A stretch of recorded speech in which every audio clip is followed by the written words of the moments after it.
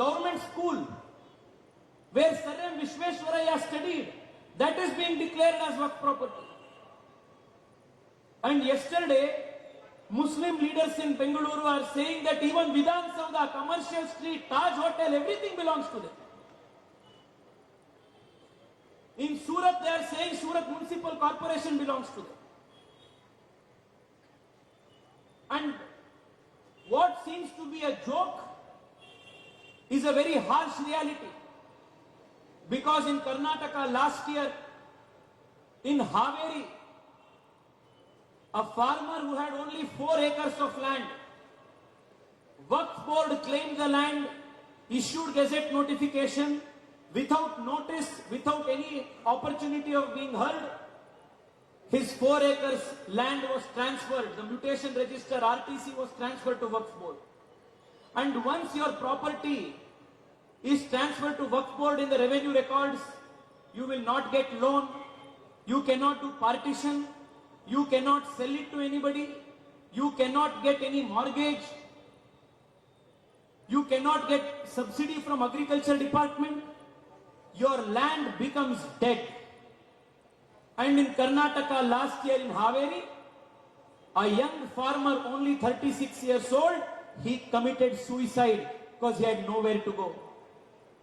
This is the only organization in India where they have power to decide if any property is their own, and if you have a problem, you have to go before their own court, and you cannot go in appeal to High Court or Supreme Court on their order. That order is final.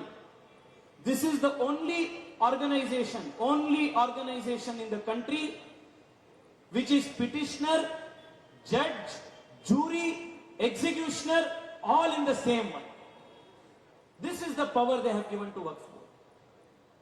സുഹൃത്തുക്കളെ, ഇത് ഇവിടെ അവസാനിക്കുന്നില്ല. എന്താണ് വഖഫ് ബോർഡിന്റെ അധികാരങ്ങൾ? വഖഫ് ബോർഡിന് നമ്മളുടെ ഏതൊരു ഭൂമിയും, നമ്മുടെ കൃഷിഭൂമിയാവാം, നമ്മുടെ പൂർവികരിൽ നിന്ന് നമുക്ക് ലഭിച്ച് ആയിരക്കണക്കിന് നൂറുകണക്കിന് വർഷങ്ങൾ നമ്മൾ കൈവശം വെച്ചുകൊണ്ടിരിക്കുന്ന ഭൂമിയാവാം, ആയിരക്കണക്കിന് വർഷങ്ങൾ പഴക്കമുള്ള ക്ഷേത്രമാകാം, അവർക്ക് തോന്നിയാൽ അത് വഖഫ് ഭൂമിയാണെന്ന് അവർക്ക് തോന്നിയാൽ അവര് നോട്ടിഫിക്കേഷൻ ഇറക്കും. നോട്ടിഫിക്കേഷൻ ഇറക്കിയാൽ നമ്മുടെ വില്ലേജ് അധികാരികൾ, താലൂക്ക് അധികാരികൾ ജമയിൽ മാറ്റം വരുത്തും. ജമയിൽ മാറ്റം വരുത്തിയാൽ, തന്റെ പേര് മാറ്റം വരുത്തിയാൽ പിന്നെ അത് അവരുടെ ഭൂമിയായി മാറും. മാത്രവുമല്ല, അവർക്ക് സർവേ നടത്തി കൊടുക്കും. നമ്മുടെ ഭൂമി സർവേ നടത്തണമെങ്കിൽ നമ്മൾ പൈസ കെട്ടണം. അവർക്ക് സംസ്ഥാന സർക്കാർ അവർക്ക് വേണ്ടി സർവേ നടത്തും. അതിന്റെ ചെലവ് അവർ വഹിക്കും. കർണാടകയിൽ ആയിരക്കണക്കിന് ഏക്കർ കൃഷിഭൂമി, കൃഷിക്കാരുടെ ഭൂമി ഇത്തരത്തിൽ നോട്ടീസ് അയച്ച് വഖഫ് സ്വന്തമാക്കിയിരിക്കുന്നു. അതുപോലെ തന്നെ മുനമ്പത്ത് 650 ക്രിസ്ത്യൻ കുടുംബങ്ങൾ അവർ താമസിക്കുന്ന 400 ഏക്കർ ഭൂമി അത് വഖഫിന്റേതാക്കി മാറ്റിയിരിക്കുന്നു. കഴിഞ്ഞ ദിവസം ബാംഗ്ലൂരിൽ ഞങ്ങളെ കാണാൻ മുനമ്പത്ത് നിന്നും 50ഓളം ക്രിസ്ത്യൻ പ്രതിനിധികൾ വന്നു. അവർ പറഞ്ഞു, ഞങ്ങൾ പൂർവികമായി താമസിക്കുന്ന ഭൂമിയാണ്, ആ ഭൂമി ഇതാ അവിടെ ഒരു മുസ്ലിം കുടുംബം പോലും ഇല്ല, എന്നിട്ടും അത് വഖഫാണെന്ന് പറഞ്ഞിരിക്കുന്നു. മാനന്തവാടിയിൽ 100 കണക്കിന് ഏക്കർ കൈവശപ്പെടുത്താനുള്ള ശ്രമം നടക്കുന്നു. കണ്ണൂരിൽ തളിപ്പറമ്പിൽ 600 ഏക്കർ ഭൂമി, ചില പുരാതനമായ ആയിരക്കണക്കിന് വർഷം പഴക്കമുള്ള തളിപ്പറമ്പിലെ രാജരാജേശ്വര ക്ഷേത്രത്തിന്റെ ഭൂമി വരെ തങ്ങളേതാണെന്ന് പറയുന്നു.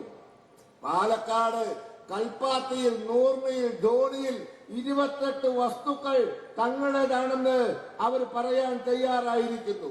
തമിഴ്നാട്ടിലെ തിരുച്ചെന്തുറയിലെ 1400 വർഷം പഴക്കമുള്ള ക്ഷേത്രം വഖഫാണെന്ന് പറഞ്ഞിരിക്കുന്നു. 1400 വർഷങ്ങൾക്ക് മുമ്പ് ഇസ്ലാം ഉണ്ടായിട്ടില്ല. ആ ക്ഷേത്രം വരെ ഇന്ന് വഖഫിന്റെ ആണെന്ന് പറയുന്നു. ഇവിടെ നമുക്കറിയാം, നമുക്ക് സിവിൽ കോടതിയിൽ പോകാൻ പറ്റാത്ത സാഹചര്യമുണ്ട്. കർണാടകയിൽ ഹവേരി ജില്ലയിൽ കൃഷിക്കാരുടെ ഭൂമി അവർ ഏറ്റെടുക്കാൻ തുടങ്ങിയിരിക്കുന്നു. കർണാടകയിലെ മുസ്ലിം മതപണ്ഡിതന്മാർ പറയുന്നു, ഇവിടുത്തെ നിയമസഭാ മന്ദിരം വിധാൻ സൗദ അത് വക്കഫാണെന്ന് പറയുന്നു. അവിടുത്തെ സർക്കാർ ഓഫീസുകൾ വക്കഫാണെന്ന് പറയുന്നു. വിശ്വസനീയ പഠിച്ച ഗവൺമെന്റ് സ്കൂൾ വരെ വക്കഫാണെന്ന് പറഞ്ഞുകൊണ്ട് അത് ഏറ്റെടുക്കാൻ തയ്യാറാവുന്നു. തമാശയായി തോന്നാം നമ്മൾക്ക്, പക്ഷേ ഇതൊരു ക്രൂരമായ യാഥാർത്ഥ്യമായി നമ്മുടെ മുമ്പിൽ വന്നിരിക്കുന്നു. ഹവേരി ജില്ലയില് 34 വയസ്സുള്ള ഒരു കർഷകൻ ആത്മഹത്യ ചെയ്തു. ഒരു ദിവസം രാവിലെ നോട്ടീസ് കിട്ടുന്നു, അദ്ദേഹത്തിന്റെ 4 ഏക്കർ ഭൂമി, അത് മാത്രമേ അദ്ദേഹത്തിന് സമ്പാദ്യമുള്ളൂ, അതുകൊണ്ടാണ് കുടുംബം കഴിയുന്നത്, അത് വക്കഫാണെന്ന് പറഞ്ഞിരിക്കുന്നു. വക്കഫാണെന്ന് പറഞ്ഞു കഴിഞ്ഞാൽ പിന്നെ തകരാറെന്താണ്? റവന്യൂ രേഖകളിൽ മാറ്റം വന്നു. പിന്നെ ലോൺ കിട്ടില്ല, പിന്നെ വിൽക്കാൻ പറ്റില്ല, പിന്നെ പണയപ്പെടുത്താൻ പറ്റില്ല, പിന്നെ ഭാഗം ചെയ്യാൻ പോലും പറ്റാത്ത ഒരു സാഹചര്യം നമ്മൾക്കുണ്ട്. അതുകൊണ്ട് ഈ ക്രൂരമായ ഈ നടപടിക്രമം ഈ രാജ്യത്ത് നടക്കുന്നുണ്ട്. അത് നാം മനസ്സിലാക്കേണ്ട സമയം അതിക്രമിച്ചിരിക്കുന്നു. Dear Karyakartas and friends,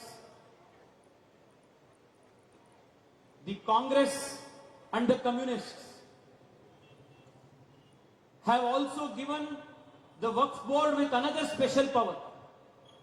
You will be shocked to know this. If Waqf Board conducts survey and declares your property to be Waqf property, under the Waqf Act, you are given only 1 year time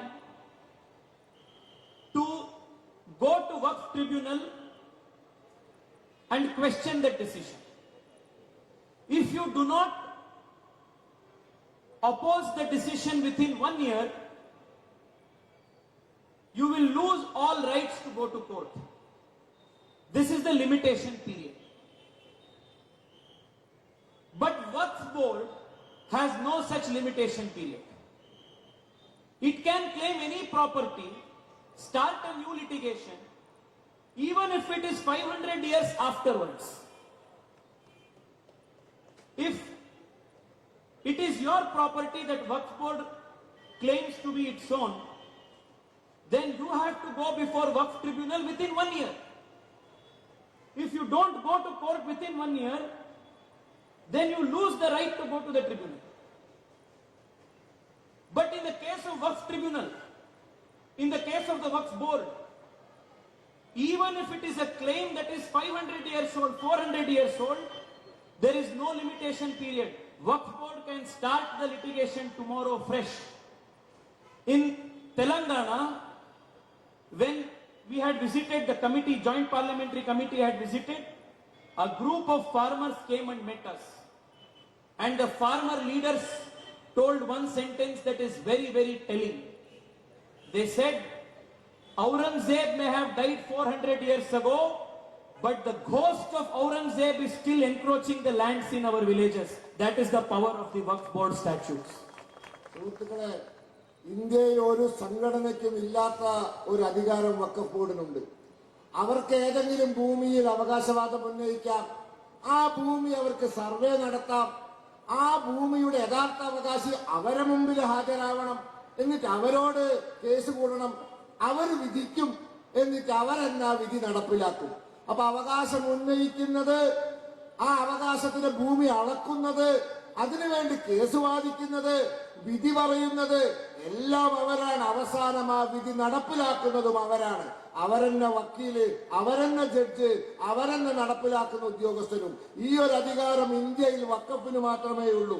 കമ്മ്യൂണിസ്റ്റുകാരും കോൺഗ്രസുകാരും വഖഫ് ബോർഡിന് മറ്റൊരു അധികാരം കൂടി കൊടുത്തിട്ടുണ്ട്. എന്റെയോ നിങ്ങളെയോ ഭൂമി വഖഫ് നോട്ടീസാക്കിയാണ് അവരുടേതാണെന്ന് പറഞ്ഞാൽ നമ്മൾ 1 കൊല്ലത്തിനുള്ളിൽ അതിനെതിരെ case പോകണം ട്രൈബ്യൂണലിൽ. 1 കൊല്ലത്തിനുള്ളിൽ പോയിട്ടില്ലെങ്കിൽ പിന്നെ അധികാരമില്ല, അത് അവരുടേതായി മാറി. എന്നാൽ വഖഫിന് 500 കൊല്ലം കഴിഞ്ഞാലും അവരുടേതാണെന്ന് അവർക്ക് തോന്നുന്ന ഭൂമിക്ക് മുകളിൽ അവകാശവാദം ഉന്നയിക്കാം, നടപടികൾ ആരംഭിക്കാം. നമ്മക്കൊരു വർഷം, അവർക്കോ എത്ര വേണമെങ്കിലും ആവാം എന്നതാണ് ഈ കമ്മ്യൂണിസ്റ്റുകാരും കോൺഗ്രസുകാരും ചേർന്ന് കൊടുത്ത അധികാരം. തെലുങ്കാനയിൽ ഈ ജോയിന്റ് പാർലമെന്ററി കമ്മിറ്റിയെ, സംയുക്ത പാർലമെന്ററി കമ്മിറ്റിയെ കാണാൻ കുറച്ച് കൃഷിക്കാർ വന്നു. അവര് കുറെ കാര്യങ്ങൾ പറഞ്ഞു. പക്ഷെ അവര് പറഞ്ഞൊരു കാര്യം മനസ്സിൽ തട്ടി. ഔറംഗസീബ് ചത്തിട്ട് 400 കൊല്ലം കഴിഞ്ഞു. പക്ഷേ ഔറംഗസീബിന്റെ പ്രേതം ഇപ്പോഴും നമ്മളെ വേട്ടയാടിക്കൊണ്ടിരിക്കുകയാണെന്ന് പറഞ്ഞിരിക്കുന്നു.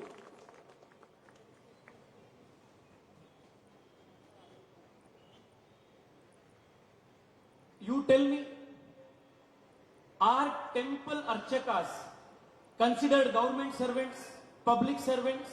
No. Are the fathers of churches, are they considered government servants, public servants? No. But officers and members of the Waqf board, they are considered government servants. Secularism in India has a very weird meaning. Equal treatment of all is not secularism. Special treatment to Muslims is considered secularism. This is the secularism of the Congress party. ഞാനൊരു കാര്യം ചോദിക്കട്ടെ. നമ്മുടെ നാട്ടിലെ അമ്പലങ്ങളിലെ പൂജാരിമാർ, അവിടുത്തെ കഴകക്കാർ, അവര് സർക്കാർ ഉദ്യോഗസ്ഥന്മാരാണോ? അല്ല. Christian ദേവാലയങ്ങളിലെ പള്ളിലച്ചന്മാർ, കപ്പ്യാര് പോലുള്ള ആളുകൾ ഗവൺമെന്റ് ഉദ്യോഗസ്ഥന്മാരാണോ? അല്ല. എന്നാൽ വഖഫ് ബോർഡിന്റെ ഉദ്യോഗസ്ഥന്മാരും ജീവനക്കാരെയും സർക്കാർ ഉദ്യോഗസ്ഥന്മാരായി കാണുന്നു. മതേതരത്വം എന്ന് പറഞ്ഞാൽ ഇന്ത്യയിൽ എല്ലാവരെയും ഒരേപോലെ കാണുന്നതിനെ അല്ല മതേതരത്വം എന്ന് പറയുക. മുസ്ലിങ്ങളെ പ്രത്യേകമായി കാണുന്നതിനെയാണ് ഇന്ത്യയിൽ മതേതരത്വം എന്ന് ഓമന പേരിട്ട് വിളിക്കുന്നത്. My dear friends, both the UDF and the LDF know that the Waqf board is a ghost that can encroach anybody's land. They know that the kind of powers that Waqf board has today to claim any land as its own, to cause change in the mutation register, the power to also act as a judge, they know that no other organization has this. They know, both UDF and LDF know, that if Waqf board is not curtailed, if amendment is not brought to the Waqf Act in a very short period, Waqf board can make all of Kerala, all of Karnataka, all of India as Pakistan. Both of them are aware. But in spite of that, just to cultivate their vote bank, just for Muslim votes, they are ready to sacrifice your land, your property, your churches and your temples. In Kerala Assembly, UDF and LDF have passed resolution opposing the reforms to the Waqf Act that Narendra Modi government is bringing to protect your lands. This is the reality of the secularism as practiced by the UDF and LDF here. But I want to assure all of you, in this very winter session of the parliament, your Narendra Modi government will bring the amendment to the Waqf Act and we will put a full stop to the Waqf board's encroachment powers. We will protect our ancestral lands. We will protect the agricultural land of the farmers. We will protect the lands that belong to our churches. We will protect the lands that belong to the thousands and thousand years old temples of this country. ഇവിടത്തെ UDF-നും LDF-നും കൃത്യമായിട്ട് അറിയാം ഇപ്പോഴത്തെ വഖഫ് നിയമം ഇത് ഏത് ഭൂമിയും കയ്യേറാനും ഏത് ഭൂമിയിലെ റവന്യൂ രേഖകൾ തിരുത്താനുമുള്ള അധികാരം വഖഫ് ബോർഡിനുണ്ട് എന്ന്. മാത്രമല്ല അവർക്കൊന്നുകൂടി അറിയാം, ഈ വഖഫ് നിയമം ഇത് അവസാനിപ്പിച്ചിട്ടില്ലെങ്കിൽ ഈ വഖഫ് ബോർഡുകാർ സമ്പൂർണ്ണ കേരളവും കർണാടകയും ഒക്കെ പാകിസ്ഥാൻ ആക്കുമെന്നും അവർക്കറിയാം. പക്ഷെ അവർ ഇതിനെ 4 വോട്ടിനു വേണ്ടി, മുസ്ലിം വോട്ടിനു വേണ്ടി പിന്തുണയ്ക്കുകയാണ്. പക്ഷെ ഒരു കാര്യം ഞാൻ പറയാൻ ആഗ്രഹിക്കുന്നു, നമ്മളുടെ നരേന്ദ്രമോദിയുടെ ഗവൺമെന്റ് ഇതാ ഈ വരാൻ പോകുന്ന പാർലമെന്റിന്റെ ശീതകാല സമ്മേളനത്തിൽ ഈ വഖഫ് നിയമത്തെ എന്നേക്കുമായി അവസാനിപ്പിക്കാൻ പോവുകയാണ്. അതിനൊരു ഫുൾ സ്റ്റോപ്പ് ഇടാൻ പോവുകയാണ്.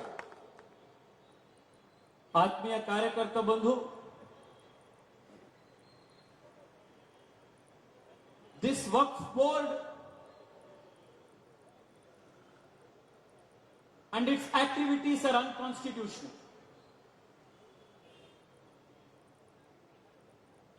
According to the constitution, everybody should be treated equally.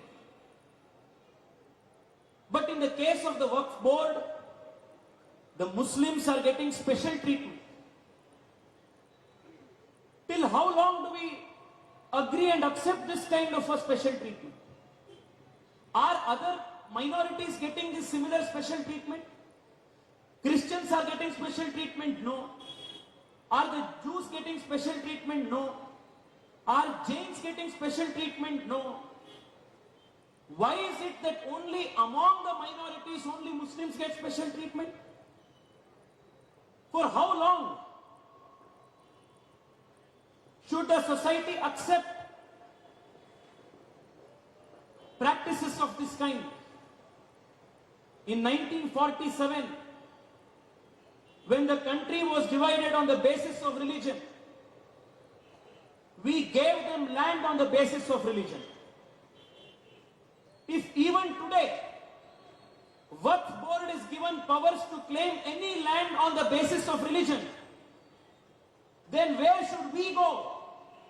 They have so many other countries to go, but Hindus have only one country. If not Bharat, if not Kerala, if not Karnataka, where will we go? It is our dharmic duty, it is our survival that we need to protect through the amendment of this Waqf Act. സുഹൃത്തുക്കളെ, വഖഫ് നിയമം ഭരണഘടനാ വിരുദ്ധമാണ്. ഈ വഖഫ് നിയമം ഇത് നമുക്കറിയാം, നമ്മുടെ ഭരണഘടന പറയുന്നത് എല്ലാവരെയും ഒരേപോലെ കാണണമെന്നാണ്. എന്നാൽ ഈ വഖഫ് നിയമം മുസ്ലിങ്ങളെ പ്രത്യേകമായി കാണുന്ന ഒരു സാഹചര്യമാണുള്ളത്. മുസ്ലിം സമുദായത്തിന് മാത്രം പ്രത്യേക അവകാശങ്ങൾ നൽകുന്നു. ഞാൻ ചോദിക്കട്ടെ, ക്രിസ്ത്യാനികൾക്ക് ഇത്തരത്തിൽ അവകാശമുണ്ടോ? യഹൂദർക്കുണ്ടോ? പാർസികൾക്കുണ്ടോ? ബുദ്ധമതക്കാർക്കുണ്ടോ? ആർക്കുമില്ലാത്ത ഈ പ്രത്യേക അവകാശം ഈ സമൂഹത്തിന് എത്ര കാലം സഹിക്കാൻ പറ്റും? എത്ര കാലം നമ്മുടെ സമൂഹത്തിന് ഇത്തരത്തിലുള്ള ഈ വിവേചനം സഹിക്കാൻ പറ്റും? നമുക്കറിയാം, 1947 നമ്മുടെ രാജ്യം മതത്തിന്റെ അടിസ്ഥാനത്തിൽ വിഭജിച്ച് മതത്തിന്റെ പേരിൽ ഭൂമി കൊടുത്തു. ഇപ്പോഴും മതത്തിന്റെ പേരിൽ ഭൂമിക്കായിട്ടുള്ള വേട്ടയാടൽ നടക്കുകയാണ്. ഇങ്ങനെ വേട്ടയാടി മതത്തിന്റെ പേരിൽ ഈ ഭൂമി മുഴുവൻ തട്ടിയെടുത്താൽ ഈ രാജ്യത്തെ ഹിന്ദുക്കൾ അങ്ങോട്ട് പോകും. ഈ രാജ്യത്തെ ഹിന്ദുക്കൾക്ക് ഇന്ത്യയല്ലാതെ മറ്റൊരു രാജ്യവുമില്ല. അതുകൊണ്ട് ഈ രാജ്യം നമ്മൾ സംരക്ഷിക്കുക തന്നെ ചെയ്യും. നമ്മുടെ ആയിരക്കണക്കിന് വർഷം പഴക്കമുള്ള ക്ഷേത്രങ്ങളും നമ്മൾ സംരക്ഷിക്കും. My request to you at the end is this. Elections are not about the victory and loss of a single candidate. The coming elections is not just about Krishna Kumar. It is not just about BJP. It is about the future of this society, about this culture for the next 50 years, next 100 years. If we do not awaken today, if today we do not realize our challenges, it will be too late to make any changes.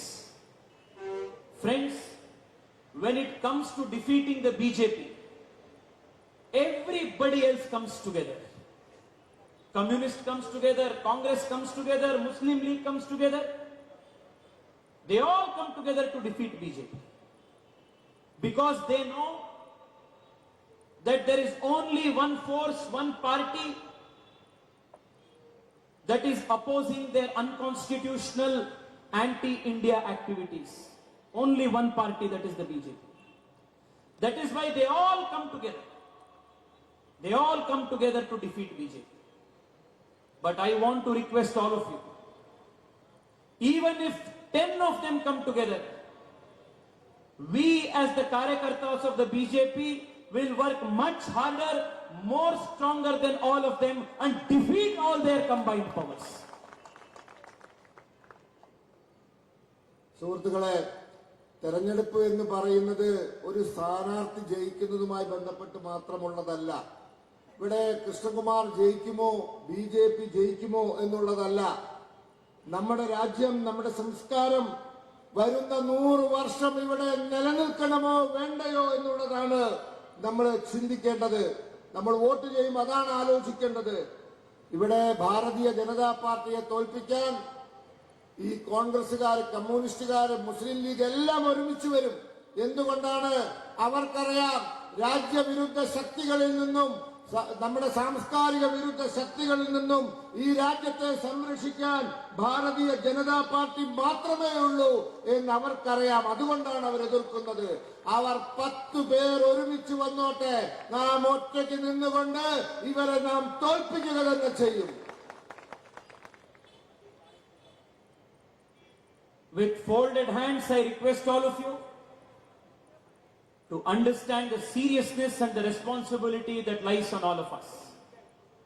Your vote is not only going to impact the immediate present, but it is also going to protect and save our culture, our lands, our homes, our properties for the next generation. If we do not do this, that day is not far away when the Waqf board will claim your house, my house, our ancestral property, our agricultural property, our temples and our churches as its own, and UDF and LDF will pass resolution in its support, and we will have nowhere to go. That day will not be far away. Let us awaken. Let us vote for development. Let us vote for progress. Let us vote against special treatment, and let us vote for equal treatment of everybody, and let us make sure that Shri Krishna Kumar ji wins this election. Aap sabko bahut bahut dhanyawad. Bharat Mata ki. തെരഞ്ഞെടുപ്പ് ഇന്നത്തേക്ക് വേണ്ടിയുള്ളതല്ല, ഇത് നാളത്തേക്ക് വേണ്ടിയുള്ളതാണ്. നാം ഇന്ന് അനുഭവിക്കുന്ന നമ്മുടെ സ്വത്ത്, നമ്മുടെ കൃഷിഭൂമി, നമ്മുടെ അമ്പലങ്ങൾ, നമ്മുടെ പൈതൃക ഭൂമി എല്ലാം വരും തലമുറയ്ക്ക് സംരക്ഷിക്കാൻ കൂടി വേണ്ടിയുള്ള തെരഞ്ഞെടുപ്പാണ്.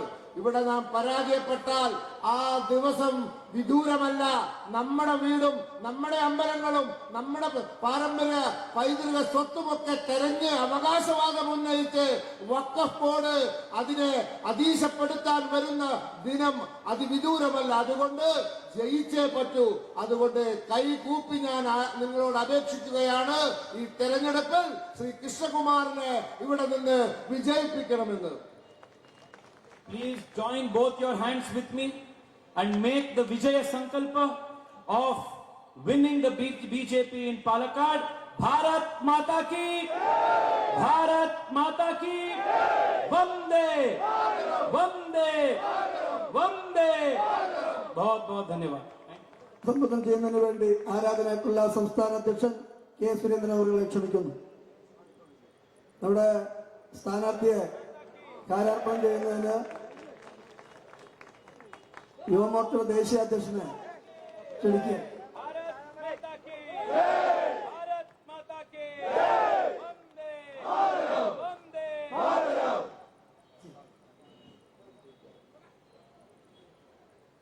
നമ്മുടെ സ്ഥാനാർത്ഥിയെ തേജസ്വി സൂര്യ അവർ ഹരാർപ്പണം ചെയ്യുകയാണ്. സംസ്ഥാന അധ്യക്ഷനെ ഹരാർപ്പണം ചെയ്യുന്നതിന് വേണ്ടി ഹരിദാസ് അവർ ക്ഷണിക്കുന്നു. ഈ പ്രോഗ്രാമിന്റെ പ്രസംഗത്തിന് ശേഷം, സുരേന്ദ്രന്റെ പ്രസംഗത്തിന് ശേഷം മ്യൂസിക് നൈറ്റ് ഉണ്ടായിരിക്കും. എല്ലാവരും അത് ആസ്വദിച്ചു പോകണമെന്ന് പറയുന്നു. നമ്മൾ അഭിസംബോധന ചെയ്യുന്നതിന് വേണ്ടി കെ സുരേന്ദ്രൻ അവരെ ക്ഷണിക്കുകയാണ്. 2 വാക്ക് സംസാരിക്കും. ആദ്യമായിട്ട് കൃഷ്ണകുമാർ നമ്മളെ അഭിസംബോധന ചെയ്യും. അതിനുശേഷം സുരേന്ദ്രന്റെ പ്രസംഗം ഉണ്ടാകും. അതിനുശേഷം മ്യൂസിക് നൈറ്റ് ഉണ്ടായിരിക്കുന്നതാണ്. ഈ പൊതുസമ്മേളനം ഉദ്ഘാടനം ചെയ്ത യുവമോർച്ചയുടെ ബഹുമാന്യായിട്ടുള്ള അഖിലേന്ത്യാ അധ്യക്ഷൻ ശ്രീ തേജസ്വി സൂര്യ, BJPയുടെ ബഹുമാന്യായിട്ടുള്ള സംസ്ഥാന അധ്യക്ഷൻ ശ്രീ കെ സുരേന്ദ്രൻ, BJPയുടെ ബഹുമാന്യായിട്ടുള്ള ജില്ലാ അധ്യക്ഷൻ ശ്രീ KM ഹരിദാസ്, സംസ്ഥാന ട്രഷററും പാലക്കാട് നഗരസഭയുടെ വൈസ് ചെയർമാനുമായിട്ടുള്ള ശ്രീ അഡ്വക്കേറ്റ് കൃഷ്ണദാസ്, BDJSന്റെ ബഹുമാന്യായിട്ടുള്ള ജില്ലാ അധ്യക്ഷൻ അഡ്വക്കേറ്റ് രഘു, പാലക്കാട് നഗരസഭയുടെ ബഹുമാന്യായിട്ടുള്ള ചെയർപേഴ്സൺ ശ്രീമതി പ്രമീള ശശിധരൻ, BJPയുടെ ബഹുമാന്യായിട്ടുള്ള ദേശീയ കൗൺസിൽ അംഗം ശ്രീ ശിവരാജേട്ടൻ, BDJSന്റെ ബഹുമാന്യായിട്ടുള്ള സംസ്ഥാന ഉപാധ്യക്ഷൻ ശ്രീ അനുരാഗ് ഉൾപ്പെടെ വേദിയിലും സദസ്സിലുമുള്ള ബഹുമാന്യരെ, പ്രിയപ്പെട്ട നാട്ടുകാരെ, ജനാധിപത്യ വിശ്വാസികളെ, നിങ്ങൾക്ക് നമസ്കാരം. ഞാൻ സുദീർഘമായിട്ട് സംസാരിക്കുന്നില്ല. കൽപ്പാത്തി രഥോത്സവ വീതികളിൽ, അഗ്രഹാര വീതികളിൽ അവിടുത്തെ നമ്മുടെ പ്രവർത്തകർ കാത്തു നിൽക്കുക. 1-2 കാര്യങ്ങൾ മാത്രം ഞാൻ സൂചിപ്പിച്ച് എൻ്റെ പ്രസംഗം അവസാനിപ്പിക്കും. ഈ കഴിഞ്ഞ ദിവസം പാലക്കാട്ടെ നമ്മുടെ പ്രിയ സഹോദരൻ ശ്രീ ശ്രീനിവാസന്റെ കൊലപാതകത്തിന് ഉത്തരവാദികളായിട്ടുള്ള PFIയുടെ രാഷ്ട്രീയ വിഭാഗം SDPI UDFന് പിന്തുണ പ്രഖ്യാപിച്ചു. ഞാൻ UDFന്റെ